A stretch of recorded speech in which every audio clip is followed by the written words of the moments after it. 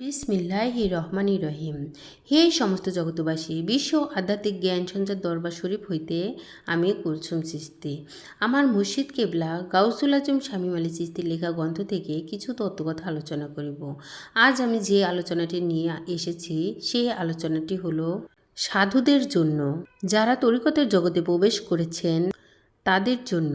সে আলোচনাটি হলো, দেখুন যে আপনি যখন রুহানির জগতে প্রবেশ করবেন এবং আল্লাহর ইঙ্গিত পাবেন, এটা কি করলে, কি দেখলে, কি বুঝলে, যে আপনি রুহানি জগতে প্রবেশ করতে হলে আপনার জীবনে আগে কি কি ঘটবে। দেখুন, আপনি কোরআনে পড়েছেন, হাদিসে পড়েছেন এবং গুরুজনদের কাছ থেকে, মুরব্বীদের থেকে শুনেছেন এবং নিজের চোখে দেখতেছেন যে বায়াত গ্রহণ করতে হবে। এখন মুর্শিদের কাছে যাইয়া বায়াত গ্রহণ করেছেন, বিশ্বাসের সাথে, প্রেমের সাথে, খুব ভক্তির সাথে আপনি বায়াত গ্রহণ করেছেন। এখন যে বিষয়টি আমি আপনাদের কাছে তুলে ধরব, যে রুহানি জগতে প্রবেশ করলে তো আল্লাহর ইঙ্গিত পাওয়া যাবে। এখন সেই রুহানি জগতে একজন মানুষ প্রবেশ করতেছে, তার কি কি লক্ষণ। সে যখন মুর্শিদের দেওয়া সাধন করবে, সাধন করতে করতে অনেক করেছে, এখন দেখা যায় কয়েক প্রকারের সাধন করে। সেটি হলো রেচক, পূরক, কুম্ভক এবং সূর্য সাধনা এবং চিক সাধনা, বিভিন্ন ধ্যান সাধনা করতে শুরু করেছে। যত সাধনা করে ততই কিন্তু সেই মানুষটির চেহারা ডিসকালার হতে থাকে এবং খাওয়া দাওয়া ঠিক মতো চলে না। দুনিয়ার প্রতি তেমন মন নেই, দুনিয়ার কাজ কামের প্রতিও তেমন একটা মন নেই, যদিও করে ঠেলা ধাক্কাই করে, কিন্তু তেমন একটা মন বসে না। তখন তার মনটা এমন একটা অবস্থায় চলে যায়, তখন সে রুহানি জগতের খোঁজ করে, তখন তিনি আল্লাহর খোঁজ করে, মুর্শিদের খোঁজ করে, যেদিকে চায় সেদিকেই যেন কি দেখতে পায়, চোখের পাতায় ভাসতে থাকে। তখন তার হাল টাল ঠিক থাকে না। একটি বিষয় হলো দমের সাধনা। যদি কোনো মানুষ করে, সূর্য সাধনা যদি করে, তখন কিন্তু সেই মানুষটি দম আগুনে পুড়ে, তখন পুড়তে পুড়তে চেহারা ডিসকালার হয়ে যায়। মানুষে কি বলে, হিরঞ্চি বলে, মানুষে ভণ্ড বলে, যে আগে এই ছেলেটা ভালো ছিল, এখন সে ভণ্ড হয়ে গেছে, এখন সে নামাজ পড়ে না, এখন সে এমনি সেমনিই চলে, তার কাপড় চোপড় পরিষ্কার নেই, নাপাক হয়ে থাকে, চুল আশ্রায় না। তার মানে কি, তার ভিতরে একটা পাগল হাল এসে গেছে, তখন তার ভিতরে মজনু হাল এসে গেছে। বিভিন্ন মানুষ তাকে ভণ্ড বলতে থাকে, আর সে হাসি মুখে সইতে থাকে, যে পাগলের দল, তোরা বুঝলি না, কিন্তু তাদেরকেও কিছু বলে না, সে শুধু সইতে থাকে।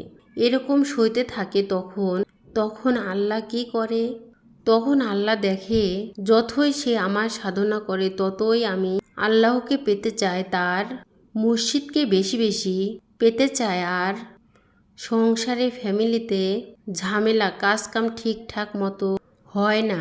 এরপর সমাজের মানুষে তারে বিভিন্ন রকমের কিছু বলতে থাকে, ভণ্ড ছন্ড বলে, তারপরেও সে হাসি মুখে চলে, কাউকে উত্তর করে না। এরকম করতে করতে করতে করতে সে মানুষটি যেখানে যায়, সেখানে 2 বছর আগে যে তাকে দেখেছিল তাকে এখন ভণ্ড মনে হয়। তার চেহারা সুরত কেমন হয়ে গেছে, তার মানে কি জানেন? একটা লোহা যখন আগুনের ভেতরে পুড়তে দেয়, তখন সেই লোহাটি কিন্তু লাল হয়ে যায়। তখন আবার যখন তাকে বের করা হয়, তখন আবার কিন্তু এটাকে পিটায়। তো এরকম করতে করতে জং ছুটতে ছুটতে চকচক করতে শুরু করে। আল্লাহর ওলিদের একটা জিনিস, যখন তারা সাধনায়, তখন তাদের ডিসকালার থাকে, আর যখন তারা সাধনা শেষ করে দেয়, তখন নাকি তারা স্বাভাবিক হবে, তখন দেখা যায় তাদের চেহারার মাঝে সেই উজ্জ্বল নূর দেখা যাচ্ছে। সুবহান আল্লাহ।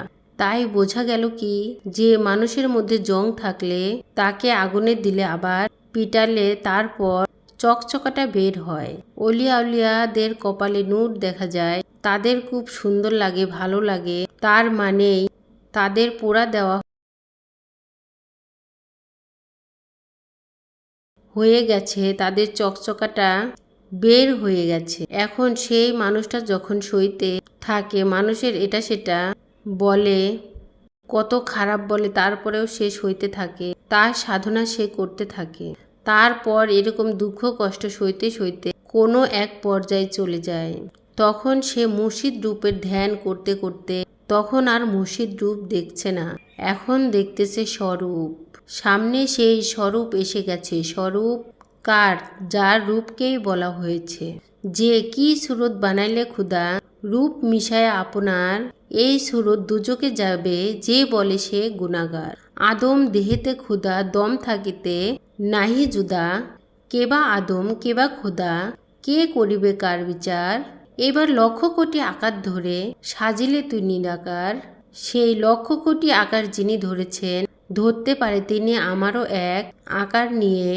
মুর্শিদের রূপের মধ্যে যখন আমি চেয়েছি, তখন মুর্শিদ রূপ আয়না হয়ে সে আয়নার মধ্যে নিজের মধ্যে সুরত ময়না দেখছে। সুবহান আল্লাহ। তবে এই যে আল্লাহকে পাওয়ার যে ইঙ্গিতগুলো পাচ্ছে, আল্লাহকে পাইবার জন্য যে ইঙ্গিতগুলো, যতই মুর্শিদের ধ্যান করে, মুর্শিদের সুরতের উপরে মুর্শিদ সুরত বা স্বরূপ ভেসে ওঠে, আর সেই স্বরূপের সায় নিরঞ্জন ভেসে ওঠে, তখনই আল্লাহ তাকে বারবার ইঙ্গিত করছে। এরকম করতে করতে সাধনা যখন সে ছাড়বে না, কোনো এক দিন সে নিরঞ্জন তার সাথে কথা বলবে এবং তাকে পথ দেখাতেও শুরু করবে। তবে হে সমস্ত জগতবাসী, আজকের আলোচনা কি ছিল যে আমার থাম্বনেইলে কি পেয়েছেন? রুহানি জগতে প্রবেশ করো এবং আল্লাহর ইঙ্গিত বুঝো, এরকম কিছু বলা হয়েছে যে রুহানি জগতে প্রবেশ আল্লাহর ইঙ্গিত। এই যে বিষয়টির উপরে কথা বলা হয়েছে, এখন রুহানি জগতে প্রবেশ করতে হলে দেখেছেন তো কি যন্ত্রণা, কি ভোগ করতে হয়। সে কি একদিন? হয়তো কারো 6 মাস, কারো 1 বছর, কারো 12 বছর লাগতে পারে। আল্লাহ যখন তাকে ধরা দেয় তখন এরকমটাই ঘটবে। এর পরের স্তর থেকে আবার অন্য স্তরে যাবে, এরকম 7ম স্থান পর্যন্ত। তখন দেখা যায় কি পীর সুরতে চাহিলে ইশকেতে মজিলে সেই সুরত বদলে হবে নবীর গঠন। সেই নবীর নূরে সর্ব অঙ্গ জুড়ে দিলেতে হইবে রসন। সেই রৌশনে ঘুরিয়া ফিরে ফানাফিল্লা হালে গিয়া শেষে দেখবে নিরঞ্জন। এই যে দেখবে নিরঞ্জন, যখন নিরঞ্জনকে দেখলো তখনই আল্লাহর ইঙ্গিত পাইতে শুরু করলো। এখনো আরো 2টা-3টা ধাপ আছে, সেগুলো পার হয়ে গেলে তখনই পরমাত্মার সাক্ষাৎ হয়ে যাবে। আর পরমাত্মা যিনি, তিনি সকল কিছুর ঊর্ধ্বে। আমি যে আলোচনাটি করেছি সেই আলোচনাটি যদি আপনাদের কাছে ভালো লেগে থাকে অবশ্যই কমেন্টে জানাবেন। আমার আলোচনাগুলো ভালো লাগলে সাবস্ক্রাইব করে পাশে থাকবেন। সকলে ভালো থাকবেন, সুস্থ থাকবেন। আল্লাহ হাফেজ।